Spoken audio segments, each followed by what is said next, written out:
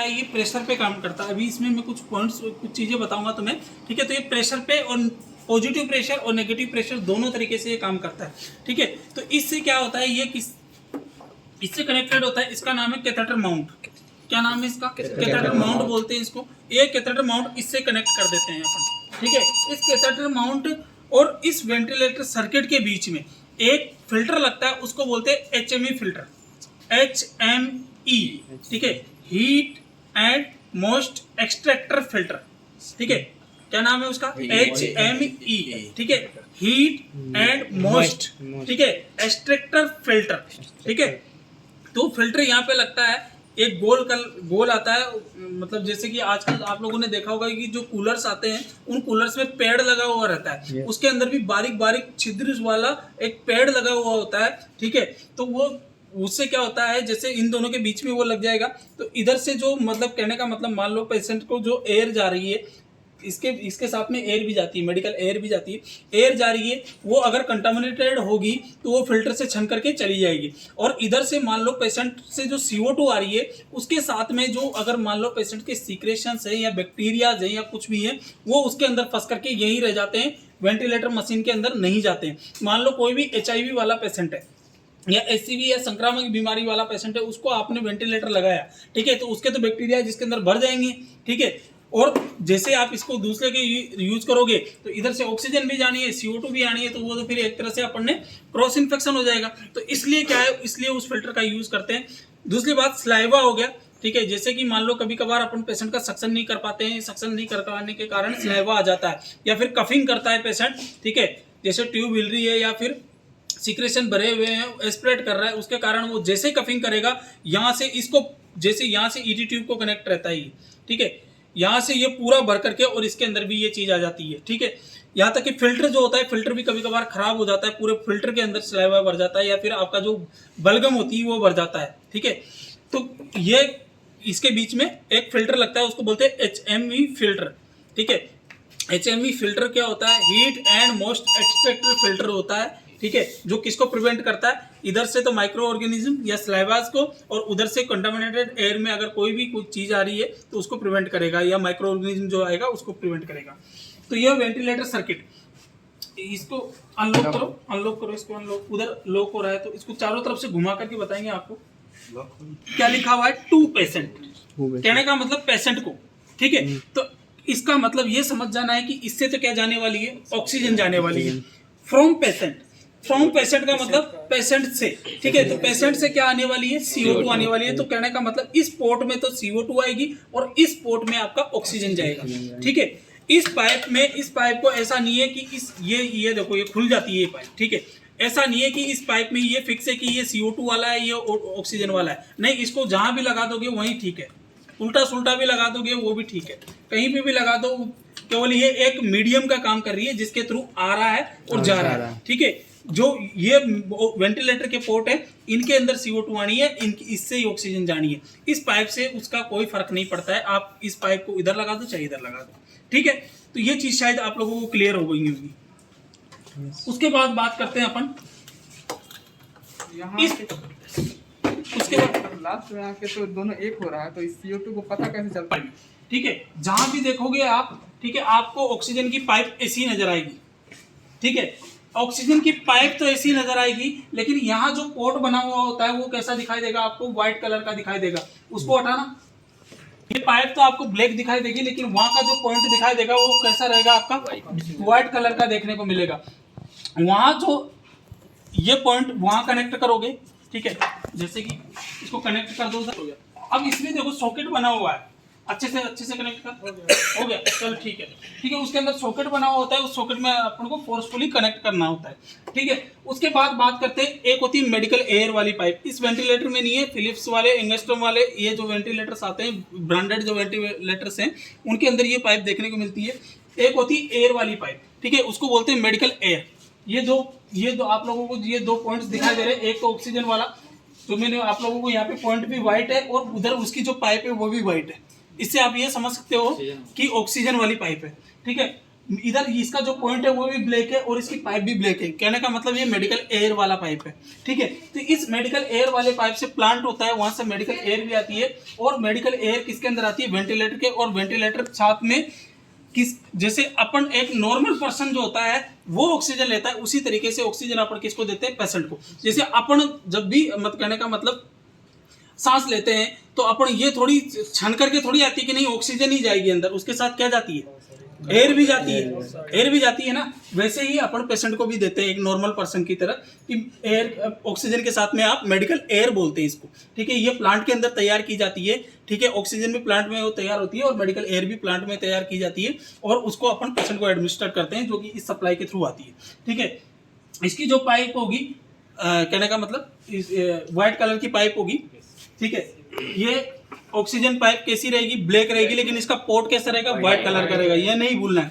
दूसरी बात, इसका जो एयर, मेडिकल एयर है, मेडिकल एयर का जो पोर्ट रहेगा वो ब्लैक कलर का रहेगा, लेकिन इसकी जो पाइप रहेगी वो कैसी रहेगी? व्हाइट कलर की रहेगी। इसके अंदर वहां से कहने का मतलब जो ऑक्सीजन सप्लाई है वहां से वेंटिलेटर को, ठीक है। दूसरी बात करते हैं अपन इस स्टैंड के बारे में। ये क्या है? ये कौन सा स्टैंड है? ये वेंटिलेटर सर्किट स्टैंड है, ठीक है। इसको आप ऐसे घुमा दो, ऐसे घुमा दो, चाहे जैसे इतना घुमाना चाहो, इतना घुमाना चाहो, जिस तरीके से भी आप करना चाहो, ये जिस तरीके से भी करना चाहोगे उस तरीके से हो जाएगा। ऐसे कर दो, ये दोनों, इसको इस तरीके से पोजीशन बनाई जाती है, ठीक है। इस तरीके से पोजीशन बना करके और इसके अंदर इस तरीके से सेट किया जाता है, ठीक है। इस तरीके से सेट किया जाता है। इसको यहाँ सेट करने की या स्टैंड रखने की क्या जरूरत है? ताकि ईटी ट्यूब से जो कैथेटर माउंट ईटी ट्यूब से ये कैथेटर माउंट डिस्कनेक्ट ना हो या डिसलोकेट ना हो, इस कारण से इस स्टैंड का अपन यूज करते हैं वेंटिलेटर के अंदर, ठीक है। अब इसको आपने ऐसे रख दिया तो ये ऐसे ही रहेगा, ये हिलेगा डुलेगा नहीं। जैसे कि मान लो पेशेंट है, ठीक है, अनकॉन्शियस से फाइट कर रहा है या कुछ कर रहा है, तो जैसे वो ये कर रहा है, वो कर रहा है, इस तरीके से हाथों को फेंक रहा है, ठीक है, या फिर अपनी गर्दन को ऐसे ऐसे कर रहा है, तो उससे ट्यूब भी निकल सकती है। या फिर आप तो अपना, जैसे कि मान लो दूसरे पेशेंट पे काम कर रहे हो और उसका वेंटिलेटर डिस्कनेक्ट हो गया, वो तो थोड़ी देर में मर जाएगा, ठीक है। तो इस ये स्टैंड का ये महत्व है, ठीक है। उसके बाद बात करते हैं अपन वेंटिलेटर की अगली प्रक्रिया के बारे में। वेंटिलेटर क्या है? एक मैकेनिकल मशीन है, ठीक है, जो किस लिए यूज करती है, किस लिए यूज होती है? पेशेंट को वेंटिलेट करने के लिए, पेशेंट को एडमिनिस्टर ऑक्सीजन एडमिनिस्टर करने के लिए। उसके बाद बात करते हैं इसके मोड के बारे में या फिर पैरामीटर्स के बारे में। वेंटिलेटर के कौन कौन से पैरामीटर्स होते हैं? तो वेंटिलेटर्स के पैरामीटर्स होते हैं वेंटिलेटर मोड, ठीक है, वेंटिलेटर मोड होगा। उसके बाद आरआर दिख रहा होगा आप लोगों के यहाँ, ये आरआर है रेस्पिरेशन रेट। क्या है ये? Respiration rate. उसके बाद बात करते हैं आपको ये दिख रहा होगा आई रेशियो ई। आई रेशियो ई क्या है? इंस्पायरेशन रेशियो एक्सपायरेशन, ठीक है, इंस्पायरेशन रेशियो एक्सपायरेशन। अब बात करते हैं कि जैसे ये आरआर है,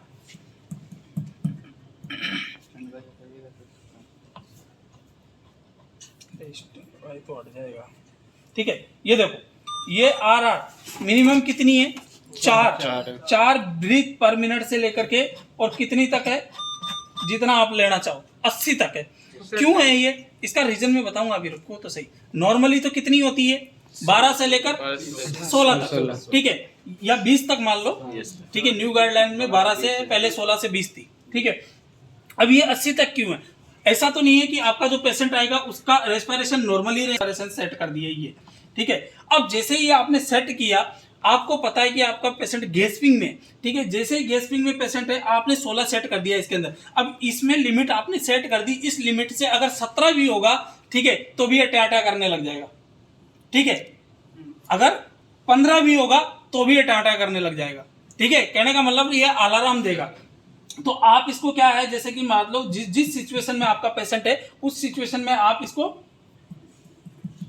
सेट कर सकते हो, कम ज्यादा। मान लो जैसे पेशेंट गैस्पिंग में, जैसे वेंटिलेटर आपने कनेक्ट ही किया है और कनेक्ट करने के तुरंत बाद ही आप इसमें रेस्पिरेशन सेट कर रहे हो, तो सबसे पहले तो उसका रेस्पिरेशन मान लो आप 20 सेट कर दो या 25 या 26, 30, जो भी आपको लग रहा है कि इतनी रेट है इसकी, वो सेट कर दो, ताकि ये अलार्म नहीं देगा पहली बात तो। नहीं तो ये आपको बार बार जैसे दूसरे पेशेंट पे काम करोगे अलार्म देगा, आप सोचेगा क्या हो गया, ठीक है। तो ये अलार्म नहीं देगा। उसके बाद में आपने वो सेट कर दिया, जैसे आपका पेशेंट स्टेबल होता है, आप नॉर्मल रेस्पिरेशन पे आ जाओ, ठीक है। नॉर्मल रेस्पिरेशन आप सेट कर सकते हो, ठीक है। जैसे नॉर्मल रेस्पिरेशन आपने सेट कर दिया, उसके बाद में बात करते हैं इंस्पायरेशन और एक्सपायरेशन रेशियो। ये किस चीज पे डिपेंड करता है? ये इस चीज पे डिपेंड करता है कि आपके पेशेंट को डिजीज क्या है, कौन सी रेस्पिरेटरी डिजीज है। सीओपीडी वाला जो पेशेंट होता है, सीओपीडी वाले पेशेंट के अंदर क्या होता है, सीओपीडी वाला पेशेंट CO2 रिटेंड करता है, ठीक है। सीओपीडी वाला पेशेंट क्या करता है, CO2 रिटेंड करता है। सीओपीडी क्या होती है? एक रेस्पिरेटरी डिजीज है, क्रोनिक ऑब्स्ट्रक्टिव पल्मोनरी डिजीज है, ठीक है। क्रोनिक ऑब्स्ट्रक्टिव पल्मोनरी डिजीज है तो इसका मतलब उसके अंदर कौन कौन सी बीमारियां शामिल है? अस्थमा आ जाता है, ठीक है। उसके बाद क्रोनिक ब्रोंकाइटिस आ जाता है, उसके बाद में एम्पाइसेम आ जाता है। ये सारी बीमारियां क्या है, सीओपीडी के अंतर्गत आती है, जो क्रोनिक बीमारियां हैं रेस्पिरेटरी की। तो ठीक है, अब आपको लग रहा है कि ये इस तरीके का पेशेंट है, ये CO2 रिटेंड है, आप एबीजी करवाते हो। वेंटिलेटर पे जो भी पेशेंट होता है उसकी एबीजी होती है। एबीजी का वीडियो मैंने आप लोगों को डाल रखा है, देख लेना अच्छे से। एबीजी करवाते हैं, उस एबीजी के पैरामीटर्स देखते हैं कि उसके अंदर CO2 का लेवल कितना है, ऑक्सीजन का लेवल कितना है, बाइकार्बोनेट का लेवल कितना है, एसिड बेस इनबैलेंस मैंने तुम लोगों को अच्छी तरीके से पढ़ा रखा है, ठीक है। तो ये सारी चीजें अपन उसके अंदर देखते हैं। देखने के बाद में अपन को लगा कि नहीं CO2 तो पेशेंट की बढ़ी हुई आ रही है, तो ये आपको चेंज करना है फिर, ठीक है। इसमें इंस्पायरेशन तो एक से कम तो नहीं होगा, ठीक है। एक ही इंस्पायरेशन आपको रखना है, तो कहने का मतलब एक सांस देनी है। यहाँ 1:2 दिख रहा है, एक बार वो पेशेंट सांस लेगा और 2 बार सांस को छोड़ेगा, ठीक है। इसका मतलब यही है, एक बार सांस लेगा और 2 बार सांस छोड़ेगा। तो कहने का मतलब जो वो 2 बार एक बार उसने सांस लिया, सांस लेने के बाद एक बार छोड़ा तो उसने जो सांस लिया उसको निकाल दिया, और जो दूसरी बार वो सांस छोड़ रहा है तो जो CO2 रिटेंड हो रखी है वो वॉश आउट हो जाएगी, ठीक है। तो कहने का मतलब जो ये CO2 है रिटेंड वाला जो पेशेंट होता है, ठीक है, उसके अंदर ये इंस्पायरेशन एक्सपायरेशन रेशियो अपन चेंज कर सकते हैं। ये देखो, इसका मतलब क्या है, एक रेस्पिरेशन लिया और 2.5 बार उसने एक्सपायरेशन किया, ठीक है। उसके बाद ये 3 आ गया, 1:3 भी आ गया, उसके बाद 1:4, 1:5, 1:6, 8 तक आ गया, ठीक है। इस तरीके से आप इसको चेंज कर सकते हो। ये डिपेंड करता है कि आपके पेशेंट की कंडीशन क्या है। ये सारे पैरामीटर्स कंडीशन के ऊपर डिपेंड करते हैं। जैसे जैसे पेशेंट की कंडीशन चेंज होती हुई जाती है, ये पैरामीटर्स चेंज हो जाते हैं, ठीक है। ऐसा नहीं है कि एक बार आपने इस दिए और उसी पैरामीटर्स पे पेशेंट जो वेंटिलेटर है वो चलता रहेगा, नहीं। According to patient condition parameters change होते रहते हैं इसके अंदर, ठीक है। तो ये इंस्पायरेशन एक्सपायरेशन रेशियो, ठीक है। इसका महत्व समझ में आया, इसका महत्व क्या है। उसके बाद बात करते हैं अपन VT। इसका मतलब क्या है, VT इसके अंदर उल्टा दे रखा है, लेकिन इसको अपन पढ़ते हैं टाइडल वॉल्यूम, ठीक है। इसको अपन पढ़ते हैं टाइडल वॉल्यूम। यहाँ पे वॉल्यूम टाइडल बोल दो या टाइडल वॉल्यूम बोल दो, ठीक है।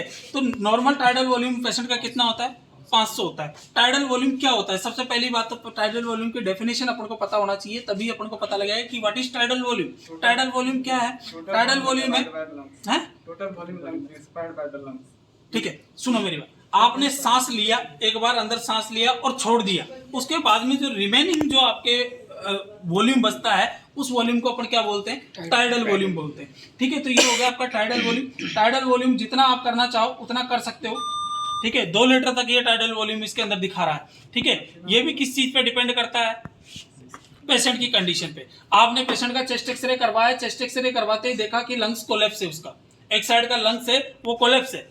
अब एक साइड का लंग्स कोलैप्स है, तो जितना टाइडल वॉल्यूम है उतना ही टाइडल वॉल्यूम क्या उसको दोगे आप? नहीं दोगे, उसका टाइडल वॉल्यूम आप कम कर दो। क्यों? क्योंकि उसका लंग्स तो एक्सपेंड हो ही नहीं रहा, वो तो कोलैप्स होया पड़ा, ठीक है। तो ये कंडीशन किसके ऊपर डिपेंड करती है, आपके लंग्स के ऊपर डिपेंड करती है कि लंग्स की कैपेसिटी क्या है, या लंग्स किस तरीके से हमारा है, कोलैप्स हो रखा है या पूरी तरीके से एक्सटेंड हो रहा है। कभी कभार क्या होता है, लंग्स एक्सटेंड हो जाता है लेकिन वापस पिचकता नहीं है, ठीक है। कभी कभार ऐसी भी आ जाती है, ठीक है, ऐसी कंडीशन। तो ये सारी सिचुएशंस किसके ऊपर डिपेंड करती है, पेशेंट के ऊपर। तो ये है आपका टाइडल वॉल्यूम, ठीक है। 2 लीटर और कम से कम कितना आ रहा है,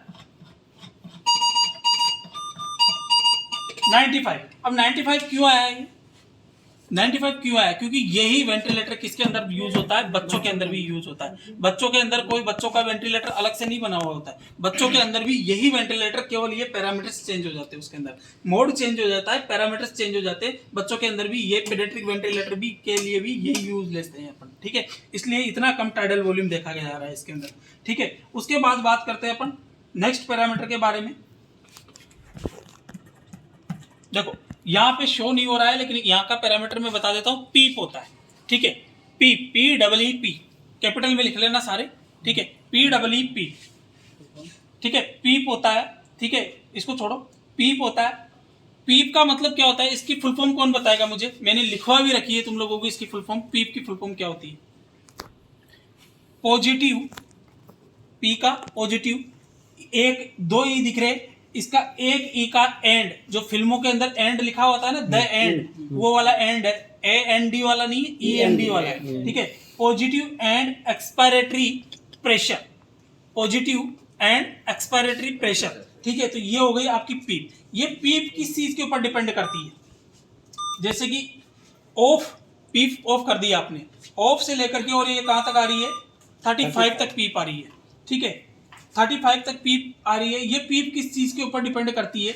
अब इसके फुल फॉर्म को अच्छे से पढ़ो, पॉजिटिव एंड एक्सपायरेटरी प्रेशर, ठीक है। एक्सपायरेटरी प्रेशर का मतलब जैसे कि मान लो पेशेंट खुद का एफर्ट बिल्कुल भी नहीं कर रहा है, ठीक है। पेशेंट खुद का एफर्ट बिल्कुल भी नहीं कर पा रहा है, ठीक है। आपका वेंटिलेटर है वो भी कहां तक CO2 को खींचेगा, ठीक है। तो ऐसी कंडीशन में आप पॉजिटिव, पॉजिटिव का मतलब धकेलना, ठीक है। एंड ये अम्मा क्या कर रही है, क्या हो गया? ECG हो। अच्छा ECG, ठीक है।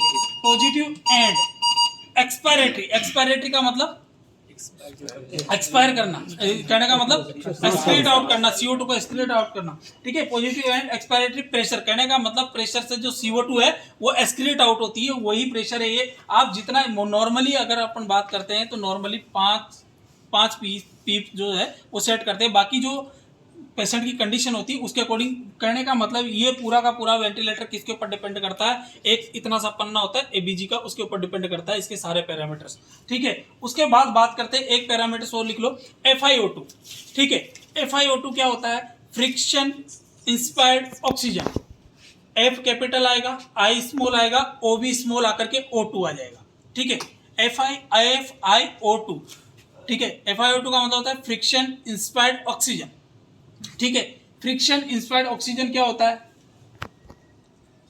इससे क्या समझे आप? फ्रिक्शन इंस्पायर्ड ऑक्सीजन, फ्रिक्शन का मतलब तो क्या हो गया? वो मैकेनिकल चीज है, ठीक है, जो कि कृत्रिम रूप से बनाई गई ऑक्सीजन है। इंस्पायर्ड का मतलब क्या होगा? इंस्पायर करवाने वाली। ऑक्सीजन का मतलब ऑक्सीजन, कितनी ऑक्सीजन आप दे रहे हो। अब वो ऑक्सीजन कहां से सेट होती है? ये रहा आपका ऑक्सीजन सेट मीटर, ठीक है। इसमें 100 से लेकर के यहाँ से 21 से लेकर के 100, अब इसमें 21 क्यों सेट किया गया, इसको 0 क्यों नहीं किया गया? कौन बता सकता है इस चीज का आंसर मुझे?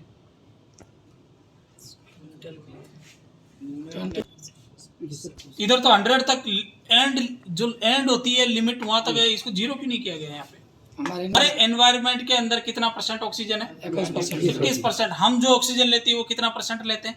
21%। कहने का मतलब ये एनवायरमेंटल ऑक्सीजन से लेकर के और 100% ऑक्सीजन तक आप इसको दे सकते हो, ठीक है।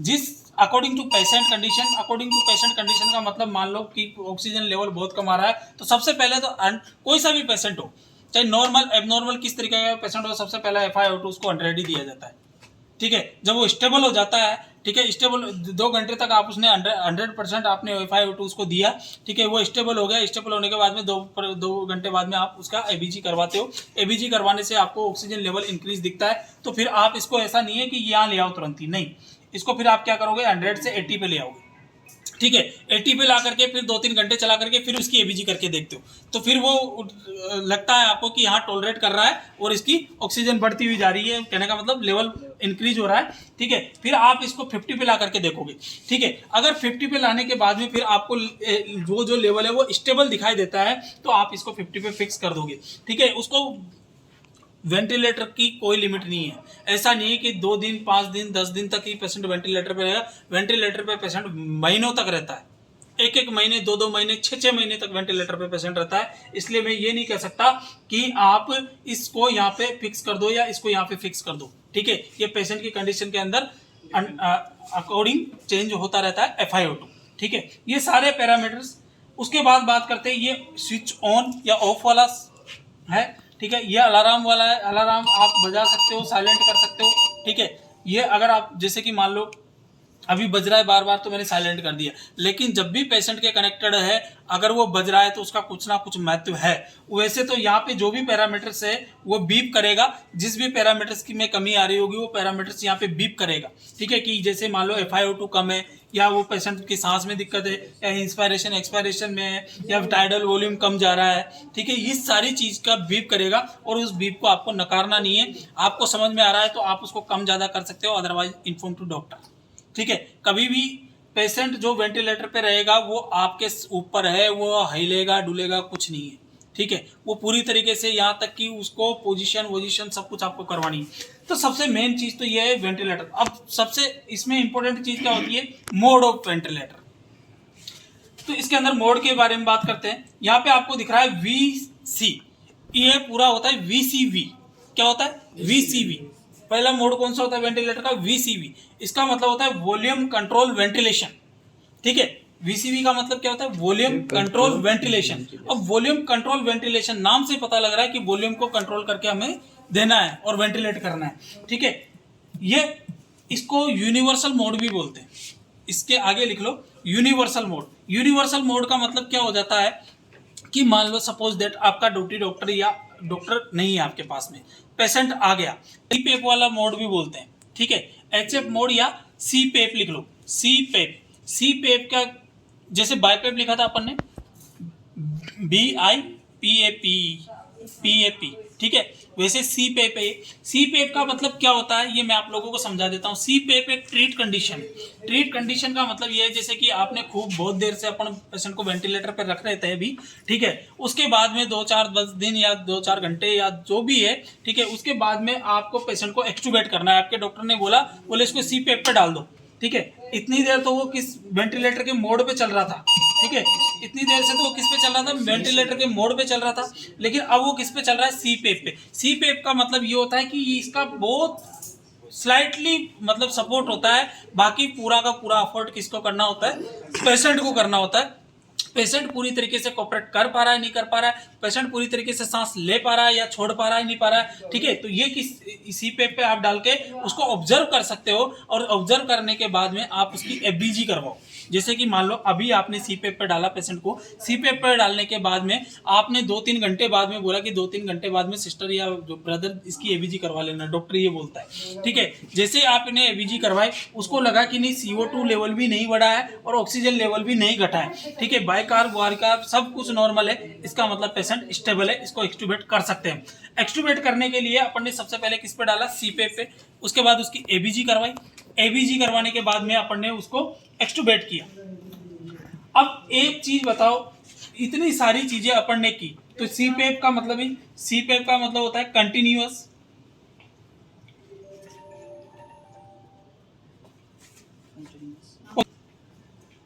Airway pressure. इसकी फुल फॉर्म होती है कंटिन्यूअस पॉजिटिव एयरवे प्रेशर।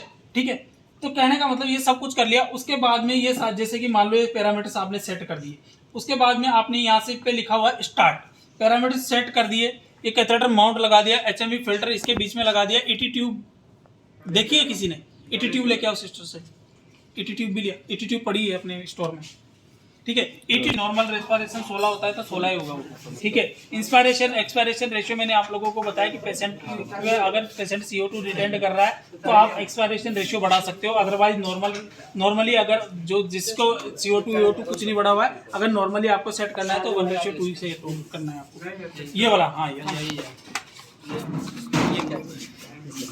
इसको आप यहाँ पे कनेक्ट कर दीजिए।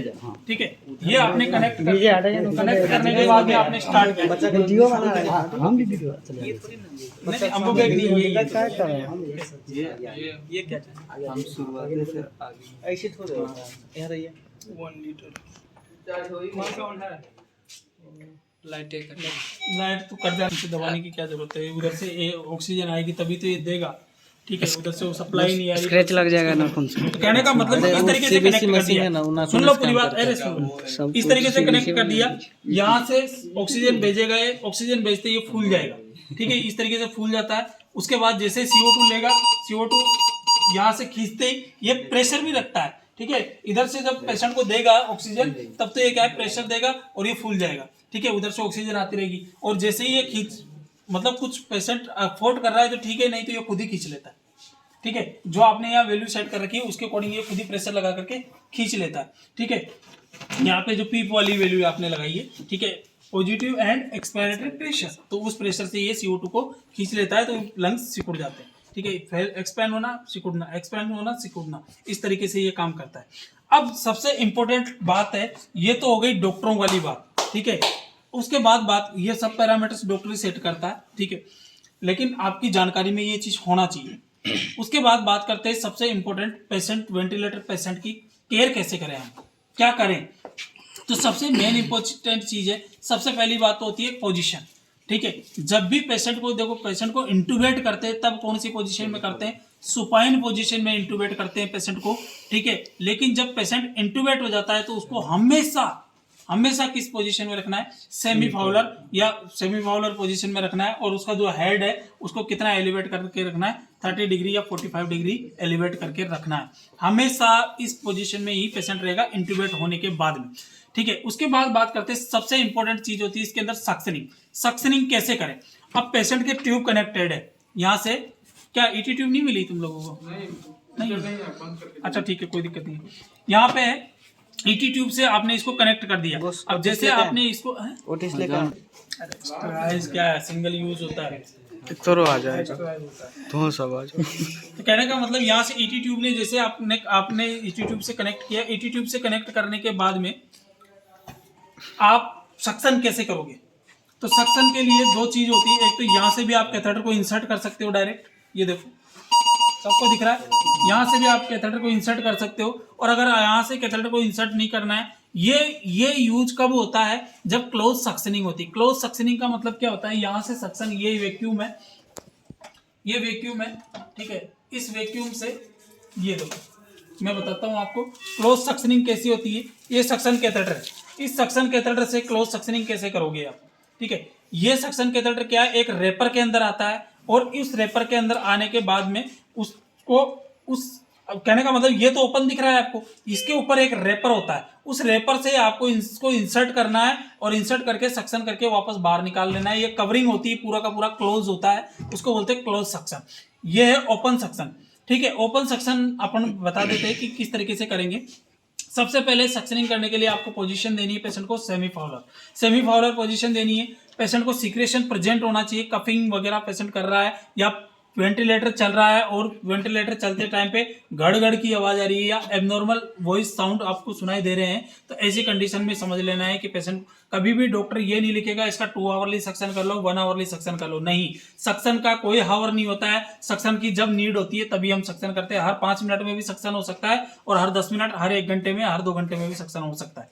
ठीक है, तो सक्शन का कोई टाइमिंग नहीं होता है। तो डॉक्टर के ऊपर डिपेंड नहीं रहना है, या डॉक्टर से ऐसे नहीं बोले सर आपने तो लिखा ही नहीं है कब सक्शन करना है, नहीं, सक्शन करता है।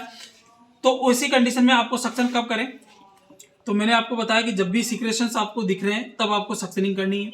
अब वो सक्शनिंग कैसे करनी है, यहाँ पे इस वाले वेंटिलेटर में तो नहीं है, और इस वाले वेंटिलेटर में नहीं है, तो क्या हो गया, हम कर सकते हैं। सबसे पहले जैसे कि मान लो आपका पेशेंट का FiO2 कितना था, 50%, बाकी पैरामीटर्स को नहीं छेड़ना है, 50% था, आप उसको अपने घड़ी के टाइम से 100% वेंटिलेट करो। ठीक है, अपने आप 100% वेंटिलेट करो। सक्शनिंग से पहले 2 मिनट तक उसका कितना वेंटिलेट करना है, 100% वेंटिलेट करना है, चाहे उसका FiO2 40 पे हो, चाहे 30 पे हो, चाहे कितने पे भी हो, लेकिन आपको उसको 100% कर देना है। क्यों कर देना है 100%, उसका रीजन है, जैसे आप नेगेटिव प्रेशर से सक्शनिंग करोगे तो पेशेंट को क्या हो जाएगा, हाइपोक्सिया की कंडीशन देखने को मिलेगी, या हाइपोक्सीमिया हो जाएगा। हाइपोक्सीमिया को प्रिवेंट करने के लिए अपन क्या करेंगे, उसको जैसे कि वो मेंटेन कर रहा था कितने पे, 40 पे, लेकिन हमने उसको 60 ज्यादा दे दिया। कहने का मतलब एडवांस ऑक्सीजन दे दी, ताकि जो एडवांस ऑक्सीजन है वो किस में काम आ जाए, हमारी सक्शनिंग में काम आ जाएगी। ठीक है, तो आपको 100% वेंटिलेट करना है, इसमें तो ये करना है। उसके बाद बात करते हैं जो फिलिप्स वाले या जो अच्छे वेंटिलेटर होते हैं, उनके अंदर क्या होता है, एक स्विच होता है, वहां पे लिखा रहता है 100% O2, बस उस एक स्विच होता है, वहां पे लिखा रहता है 100% O2, उस 100% O2 पे क्लिक कर देना है। वो उसमें टाइमिंग भी सेट होता है, 2 मिनट बाद में वो वापस, जैसे यहाँ पे FiO2 दिखाएगा, ये FiO2 का ही है। ठीक है, कहने का मतलब यहाँ पे FiO2 दिखाएगा कि FiO2 इतनी जा रही है। ठीक है 40% जा रही है। जैसे ही आपने उस बटन को दबाया यहाँ पे 100% आ जाएगा, 100% आएगा। 2 मिनट बाद में वापस वो 40 ऑटोमेटिक ही हो जाता है।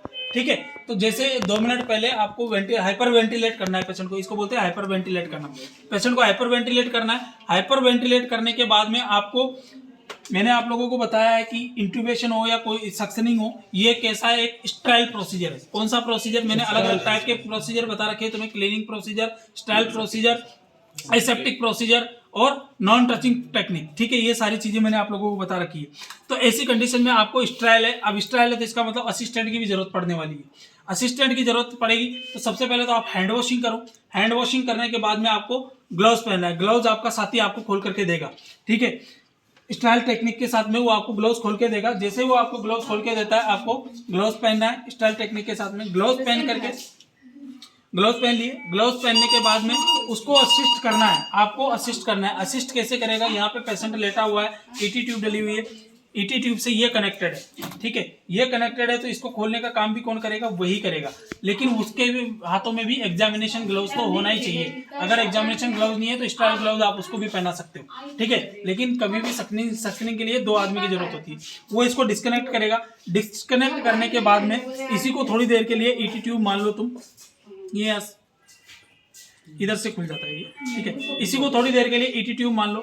आप इसको पकड़ना सुबह, इसको ईटी ट्यूब मान लो। आपने हाइपर वेंटिलेट कर दिया, आपके जो कलीग है उसने ग्लव्स पहन लिया, आपने ग्लव्स पहन लिया, सब कुछ कर लिया। उसके बाद में स्टाइल तरीके से वो आपको क्या कैथेटर खोल के देगा। वो टच नहीं करेगा, बोले उसने स्टाइल ग्लव्स ही क्यों नहीं पहन रखे हो, वो टच नहीं करेगा, आप ही टच करोगे।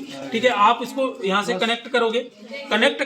कनेक्ट करने के बाद इसको इससे कनेक्ट मत करें। ठीक है, इसको डिस्कनेक्ट ही रहने दे, ईटी ट्यूब को पकड़ लेते। ठीक है, कनेक्ट करने के बाद में आपको यहाँ से सक्शन को ऑन करना है। ठीक है, लेकिन सक्शन को ऑन करने से पहले आपको इसको क्या कर लेना है, पिंच कर लेना है। जैसे ही मान लो अगर स्टाइल कैथेटर आपने लिया, यहाँ से आपने इसको ऑन कर दिया। ऑन करने के बाद में नेगेटिव प्रेशर के थ्रू क्या है, जो एक्सटर्नल एनवायरनमेंट की एयर है वो इसके अंदर चली जाएगी, क्योंकि इसके अंदर क्या है, होल है। ठीक है, होल है तो एक्सटर्नल एनवायरनमेंट की एयर जाएगी, ये कॉन्टामिनेटेड हो सकता है। आपको इसको ऑन करना है तो ऑन करने से पहले यहाँ से पिंच कर लेना है। पिंच करके फिर आप इसको ऑन करो। ऑन करने के बाद में आपको इस तरीके से डालना है। ठीक है, इजीली डालना है। और ये कहाँ तक डालना है, ठीक है, इस तरीके से आपने इसको डाला। ठीक है, और डालने के बाद में ये वाला जो टिप्स है, ये वाले टिप्स तो आपका यहाँ कौन सा एरिया होता है, ट्रेकिया का कैलेना। ठीक है, कैलेना जो होता है, कैलेना से ऊपर ये टिप्स होती है। लेकिन आपको कैथेटर कहाँ ले जाना है, जब तक आपको ऑब्स्ट्रक्शन नहीं दिखे। ठीक है, वहाँ तक कैथेटर ले जाना है। वहाँ तक कैथेटर ले जाने के बाद में इस तरीके से कैथेटर ले जाना है। मान लो जैसे यहाँ कैथेटर आपने यहाँ तक ले आए, यहाँ पे आपको ऑब्स्ट्रक्शन दिखा। ऑब्स्ट्रक्शन दिखने के बाद में आपको थोड़ा सा कैथेटर ऊपर लेना है, थोड़ी देर यहाँ होल्ड करके और इसको छोड़ देना है यहाँ से। ठीक है, इसको जैसे छोड़ेंगे कभी भी ऐसे के ऐसे ही नहीं खींचना है। इस तरीके से आपका कैथेटर यहाँ से आपने छोड़ दिया, नेगेटिव प्रेशर के थ्रू इस तरीके से राउंड अप करते हुए आपको कैथेटर को निकालना है। ठीक है, ये छोटा पड़ रहा है। ठीक है, इसको राउंड अप करते हुए इस कैथेटर को यहाँ से निकालना है और इसको यहाँ से किंक नहीं होने देना है। हो सके तो इस पाइप को भी इस तरीके से राउंड अप करते हुए, ये राउंड अप क्यों कर रहे हैं, देखो ये वाला जो छेद दिख रहा है आप लोगों को, ये देखो ये वाला छेद, ये भी राउंड अप हो रहा है। राउंड अप हो रहा है कहने का मतलब इसकी जो दीवार है, इसकी जो वॉल्स है, उसके ऊपर भी अगर सिक्रेशंस होंगे तो उनको भी ये ले आएगा साथ में। ठीक है, और जो मान लो ज़्यादा थिक सिक्रेशन है उनको लपेट करके इसके साथ में ले आएगा ये। ठीक है, तो इस तरीके से राउंड अप करते हुए आपको सक्शनिंग करनी है। अब सबसे मेन इंपॉर्टेंट चीज़ है, ये सक्शनिंग कितने टाइम तक करनी है। ठीक है, मिनिमम 10 सेकंड आप इसकी सक्शनिंग कर सकते हो। आप कितने टाइम तक सांस रोक सकते हो सकता है आप में से 1 मिनट तक भी सांस रोकने वाले हों। ठीक है, लेकिन जो आपका पेशेंट है वो 10 सेकंड से ज़्यादा सांस नहीं रोक सकता है। ठीक है, मिनिमम 10 सेकंड आपको सक्शनिंग करना है। और 10 सेकंड से ज़्यादा अगर मान लो ज़्यादा ही सीक्रेशन आपको नजर आ रहा है तो मैक्सिमम 15 सेकंड से ज़्यादा आपको सक्शनिंग कभी नहीं करनी है, नहीं तो आपका पेशेंट हाइपोक्सिया में जा सकता है। ठीक है, मिनिमम कितना 10 सेकंड और मैक्सिमम कितना 15 सेकंड, इससे ज़्यादा आपको सक्शनिंग नहीं करनी है। एक ही बार सक्शनिंग करनी है। एक बार में सक्शनिंग करके आपको ऐसा नहीं है कि एक बार में सीक्रेशन नहीं आए तो फिर आप फिर से घुसड़ रहे हो और पेशेंट बस गैस्पिंग में जा रहा है। वापस आपको क्या कर देना है, वापस आपको क्या कर देना है, कनेक्ट कर देना है। कनेक्ट कर देना है, 2 मिनट वेट करना है। 2 मिनट कौन सा वाला वेट करना है, इसको वापस दबा दो। ठीक है, जो आपने इसको हार्म पहुंचाया है उस हार्म की पूर्ति 2 मिनट तक वापस 100% दे करके हो जाएगी, ठीक है। या फिर इसको 100% वापस कर दो, 100% वेंटिलेट करो। 100% वेंटिलेट करने के बाद में जब आपको दिखे कि, क्योंकि मॉनिटर भी चलता रहता है, कार्डियक मॉनिटर चलता रहता है, उसमें 99 या 100 जो भी आपको लगे सैचुरेशन आ जाए, उसके बाद में आप डिस्कनेक्ट करके 2 मिनट बाद में वापस आप सक्शनिंग कर दो। यहाँ से डिस्कनेक्ट करवाओ इस तरीके से, ठीक है। इसको कभी भी ऐसे तो मत ही खींचना, ऐसे खींचोगे ये नहीं खींचेगा, ठीक है। और इतना फोर्स लगाना पड़ेगा, इतने फोर्स में ये एटी ट्यूब बाहर आ जाएगी, ठीक है। इसको राउंड अप करते हुए खोलना है आपको, इस तरीके से राउंड अप करते हुए खोलना है, ठीक है। राउंड अप करते हुए खोल दिया, उसके बाद में आप वापस सक्शनिंग करो, ठीक है। वो सक्शनिंग भी कितने टाइमिंग से करनी है आपको, 10 to 15 सेकेंड तक आपको सक्शनिंग करनी है। अब इसमें सबसे इंपॉर्टेंट चीज जो है वो क्या है, वो हाइपर वेंटिलेट करना है। जब भी, कहने का मतलब 2 मिनट सक्शनिंग से पहले और 2 मिनट सक्शनिंग के बाद भी आपको पेशेंट को हाइपर वेंटिलेट करना है। स्ट्राइल टेक्निक का पूरी तरीके से ध्यान रखना है, क्योंकि आप किसी की ट्रेकिया के साथ खेल रहे हो, और ट्रेकिया क्या है, अपर रेस्पिरेटरी ट्रैक है, ठीक है। उसको अपर रेस्पिरेटरी इन्फेक्शन होकर के लोअर रेस्पिरेटरी तक भी जा सकता है, ठीक है। तो इस तरीके से आपको सक्शनिंग करनी है, ठीक है। उसके बाद में और क्या चीज है वेंटिलेटर के अंदर, वेंटिलेटर की जो पेशेंट होता है वो सबसे पहले तो ये होता है कि अनकॉन्शियस होता है, क्योंकि मैंने आपको इंट्यूबेशन मेडिसिन लिखा रखी है, अपन सेडेशन उसको देके रखते हैं, ठीक है। उसके अंदर एक मेडिसिन और लिख लेना, अगर लिखना चाहो या याद रखना चाहो तो फेंटानिल, ठीक है। फेंटानिल का इन्फ्यूजन, देखो आपने एट्राक्यूरियम दे दिया, आपने मिडाजोलम दे दिया, या हो सके आपने कभी कभार केटामाइन भी यूज कर लिया, ठीक है, या फिर आपने प्रोपोफोल दे दिया पेशेंट को, ये एनेस्थेटिक एजेंट या फिर सेडेशन या मिडाजोलम जो भी है, ठीक है, वो दे दिया। इनका इफेक्ट कुछ टाइमिंग तक रहता है, उसके बाद में पेशेंट वापस कॉन्शियस हो जाएगा, और कॉन्शियस होने के बाद में वो क्या करेगा, फाइट करने लग जाएगा, या तो एटीट्यूड को आपके हाथ में पकड़ा देगा निकाल करके, या फिर वो इधर हाथ मारेगा उधर हाथ मारेगा, या ऐसे ऐसे करेगा। तो इस तरीके से अगर वो फुल्ली फोर्स लगाएगा या अफर्ट करेगा, तो ऐसी कंडीशन में वो पूरी तरीके से वेंटिलेट नहीं हो पाएगा। उसको स्टेबल करने के लिए आपको क्या करना होता है, फेंटानिल का जो इन्फ्यूजन है, ठीक है, वो कंटिन्यू चलता है। फेंटानिल आता है 50 माइक्रोग्राम पर ml आता है, ठीक है। कितना आता है, 50 माइक्रोग्राम पर ml आता है। इसका 200 ml का 200 माइक्रोग्राम का भी एक एम्पुल आता है इसका, ठीक है। अगर आप इन्फ्यूजन में नॉर्मली यूज कर रहे हो, ठीक है, या पेन के लिए यूज कर रहे हो, ठीक है, तब तो आप वो छोटा वाला एम्पुल दे सकते हो। लेकिन अगर आप इन्फ्यूजन बना रहे हो तो 50 to 50 कर देते हो आप, ठीक है। 50 to 50 कैसे करो, कहने का मतलब 50 ml NS के अंदर आप क्या करोगे, 500 ml का जो 500 mcg का जो आपका जो फेंटानिल है उसको डिजोल्व करोगे, वो आता है 10 ml का। कहने का मतलब 40 ml आपको NS लेनी है, और उसके बाद में कितना ml आपको 10 ml आपको कितना लेना, क्या लेना है, फेंटानिल लेना है, और उसका इन्फ्यूजन बना करके कंटिन्यू चलाना है, ठीक है। उससे क्या है, जैसे जैसे उसके अंदर वो फेंटानिल क्या है, एक एनेस्थेटिक एजेंट है, ठीक है। पेन किलर में भी यूज लेते हैं और एक एनेस्थेटिक एजेंट भी है। फेंटानिल कंटिन्यू आप उसको चलाओगे तो पेशेंट आपका स्टेबल रहेगा और फाइट नहीं करेगा, ठीक है। और उसके बाद बात करते हैं, तो इस तरीके के सेडेशन में उस पेशेंट को हम रखते हैं, तो वो हिलने डुलने से तो रहा, उसमें बेड सोर होने के चांसेस पूरे होते हैं। तो आपको उसकी पोजीशन का विशेष ध्यान रखना है, हर 1 या 2 घंटे के अंदर उसकी पोजीशन चेंज करते रहो। पोजीशन हमेशा किस तरीके से चेंज होती है, सीधा लेटा है पेशेंट, आपने एक बार तो उसको लेफ्ट साइड कर दिया, लेफ्ट साइड करने के बाद उसको वापस सीधा कर दो, ठीक है। 2 घंटे ऐसे रखा, फिर उसको इस साइड कर दो, फिर 2 घंटे ऐसे रखा, फिर सीधा कर दो, फिर 2 घंटे ऐसे रखा, फिर वैसे कर दो, ठीक है। इस तरीके से आपको रखना है। एक बात और याद रखना है, प्रोफाइलेक्सिस के रूप में अपन जो भी वेंटिलेटर पे जो पेशेंट होता है उसको प्रोफाइलेक्सिस के रूप में एनोक्साप्रिन चलाते हैं। क्यों चलाते हैं प्रोफाइलेक्सिस के रूप में एनोक्साप्रिन, क्योंकि डीवीटी से प्रिवेंट करता है, ठीक है। पेशेंट जैसे कि मान लो कोई भी कभी कभार आपको अगर थोड़ी देर के लिए, मैं प्रैक्टिकली करके देख लेना, 2 या 3 घंटे आप अपने पैरों को सीधा करके एकदम लेटे रहना, ठीक है। आपके खुद के पैर सुन्न पड़ जाते हैं या काम नहीं करते हैं, ठीक है। तो ऐसी कंडीशन को बचाने के लिए ऐसी जब पूरी तरीके से स्टेबल रहेगा तो जो अगर मूवमेंट रहता है, किसी भी चीज में मूवमेंट रहता है, आपके हाथ पैरों में या मूवमेंट रहेगा, तो आपका जो ब्लड है वो भी पूरी तरीके से अच्छी तरीके से सर्कुलेट होता रहेगा। लेकिन आप उसको एक जगह स्टेबल कर दोगे तो सर्कुलेशन रुक जाएगा। और ब्लड की ये प्रवृत्ति होती है, जैसे ही पेशेंट का, कहने का मतलब हमारा ऑर्गन स्टेबल हुआ, उसके अंदर थिकनेस हो जाती है ब्लड के अंदर, और थिकनेस होने के कारण थ्रोम्बस बन सकता है, तो डीवीटी हो सकता है। किसको लेके गए थे? वो सर रिपोर्ट के लिए बैठे होंगे। विशेष ध्यान रखना है, डीवीटी को प्रिवेंट करने के लिए डीवीटी पंप आता है, जो कि मतलब उसके अंदर क्या होता है, एयर आती है, ठीक है, वो एयर उसको डीवीटी पंप आता है, ठीक है, उस डीवीटी पंप से डीवीटी कफ होते हैं, वो डीवीटी कफ आप यहाँ बांध देते हो उस पे, ठीक है। वो अबाव नी भी आते हैं और बिलो नी भी आते हैं, दो प्रकार के कफ आते हैं, यहाँ से लेकर के पूरे पैर में भी आता है और यहाँ भी आता है। मोस्टली यहाँ पे, यहाँ से स्टेबल रहता है, तो यहीं पे अपन लगाते हैं। तो डीवीटी आपने लगा, डीवीटी कप बांध दिया, डीवीटी कप बांधने के बाद में उसको पंप, इसको उस मशीन से, डीवीटी पंप से उसको कनेक्ट कर दिया, पाइप होती है, उसको ऑन कर दिया। वो क्या है, हवा उसके अंदर भेजता रहेगा प्रेशर से। जैसे हवा भेजेगा तो जैसे अपने पैर नहीं दबाता है कोई, उस तरीके से पैर दबते रहते हैं। जब पैर दबते रहते हैं तो कहने का मतलब मसल्स के मूवमेंट रहता है, मसल्स में और ब्लड वेसल्स में मूवमेंट रहेगा। तो ऐसी कंडीशन में क्या है, आपका जो ब्लड है वो थिक नहीं होगा और उसको डीवीटी नहीं होगा। तो इन सारे बीपी कप बांधते हो वैसे डीवीटी कप आप यहाँ बांध दो, ठीक है। बांधने के बाद में उस डीवीटी कप से एक पाइप होती है, वो मशीन से कनेक्ट कर दो। मशीन से कनेक्ट करने के बाद में आप फिक्स हो जाएगा, तो उसके अंदर रेस्पिरेटरी डिस्ट्रेस की प्रॉब्लम स्टार्ट हो जाएगी, ठीक है। जब रेस्पिरेटरी डिस्ट्रेस की प्रॉब्लम स्टार्ट हो जाएगी, तो चाहे आप यहाँ से 100% ऑक्सीजन दे दोगे, तब भी उसके एनुअलाइज काम नहीं करेंगे। गैसेज एक्सचेंज ही नहीं होगी, तो यहाँ से कितना ही ऑक्सीजन दे दो आप, ठीक है। तो कहने का मतलब आप मिडाजोलम नहीं चलाना है, ठीक है।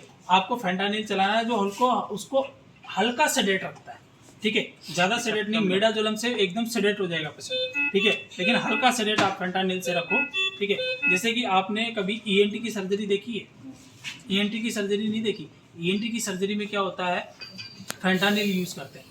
जैसे कान की जो सर्जरी होती है उसके अंदर फेंटानिल लगा देते हैं, यहाँ पे फेंटानिल लगाते हैं और पेशेंट आराम से बातचीत करते रहो, पेशेंट से ऑपरेशन करते हैं, ठीक है। तो कहने का मतलब एक तरह से बात करें तो जनरल एनेस्थीसिया की तरह फेंटानिल यूज करता है, ठीक है। तो ये हो गया आपका इसके वेंटिलेटर के बारे में। ये भूल गए, इसको बता देते हैं। ये है भाई आपका स्पायरोमेट्री, हाँ सही याद दिला दिया पंकज। स्पायरोमेट्री यहाँ लिखा हुआ है, देखो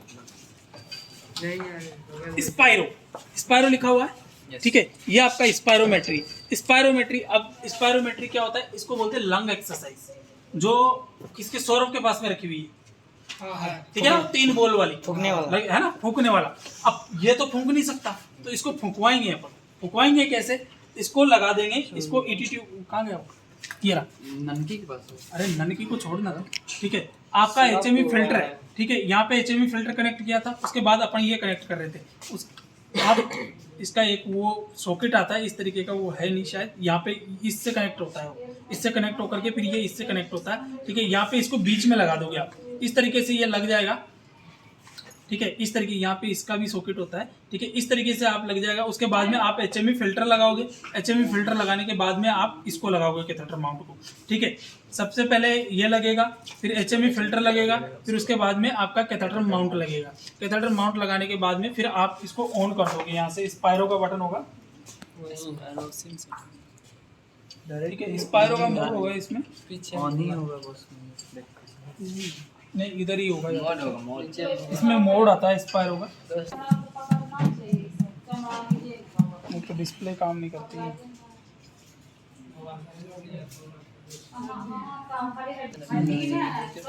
इसमें फिर बटन होगा, तो या तो मैच करवाते हैं पेशेंट को। तो ये स्पायरोमेट्री अपन इस तरीके से यूज कर सकते हैं। हाँ, एक चीज और इम्पोर्टेंट है, ठीक है। ये तो हो गया स्पायरोमेट्री, तो वो लंग एक्सरसाइज बोलते हैं, ठीक है। तो ये इसमें यूज लेते हैं। उसके बाद बात करते हैं कि वेंटिलेटर वाले पेशेंट को नेबुलाइज कैसे किया जाए। अरे भाई उसको लंग्स की प्रॉब्लम है और सांस लेने में दिक्कत होती है, उसी को अपन नेबुलाइज करवाते हैं। तो वेंटिलेटर वाले पेशेंट को नेबुलाइज कैसे करवाया जाए, तो वेंटिलेटर वाले पेशेंट को नेबुलाइज आप किस तरीके से करवाओगे।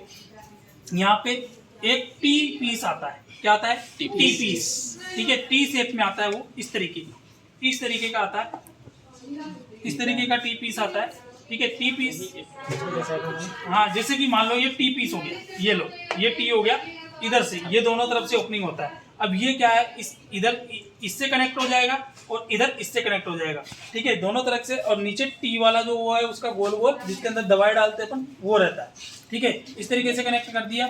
और आप ऑक्सीजन से नेबुलाइज करना चाहे तो दूसरा जो पोर्ट है उसके अंदर लगा दो और ऑक्सीजन से नेबुलाइज कर दो। सुनो पूरी बात। तो अगर नेबुलाइजर मशीन से करना चाहते हो तो नेबुलाइजर मशीन के कनेक्ट कर दो और बटन दबा दो, ठीक है। इधर से फ्यूम बनती रहेगी और पेशेंट को जाती रहेगी, ठीक है। तो ये इस तरीके से पेशेंट को आप नेबुलाइज कर सकते हो, ठीक है। ट्यूब कनेक्ट वो हाँ, एक चीज और बताता हूँ, ठीक है।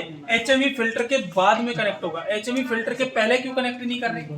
क्योंकि जो फ्यूम जाएगी, सुनो, फ्यूम जाएगी, वो फ्यूम भी एक तरह से फिल्टर हो जाएगी, ठीक है। फिल्टर फ्यूम नहीं देनी है अपन। पर दूसरी बात, अपन ये कैसा होता है, लिक्विड होता है, तो कभी कभार फ्यूम के साथ में लिक्विड भी जाता है, तो वो जो फिल्टर है वो आपका खराब हो जाएगा, ठीक है। तो फिल्टर को पहले कनेक्ट करो, उसके बाद उस टीपीस को कनेक्ट करो, टीपीस के बाद में आप इसको कनेक्ट करो, ठीक है। इस तरीके से कनेक्ट करो ताकि इधर का कोई लेना देना ही नहीं रहेगा। फ्यूम भी बनेगी तो डायरेक्ट इधर जाएगी, ठीक है। प्रेशर के थ्रू किधर चली जाएगी, पेशेंट को चली जाएगी। तो इस तरीके से आपको नेबुलाइज करना होगा, ठीक है। तो ये वेंटिलेटर की कहानी है।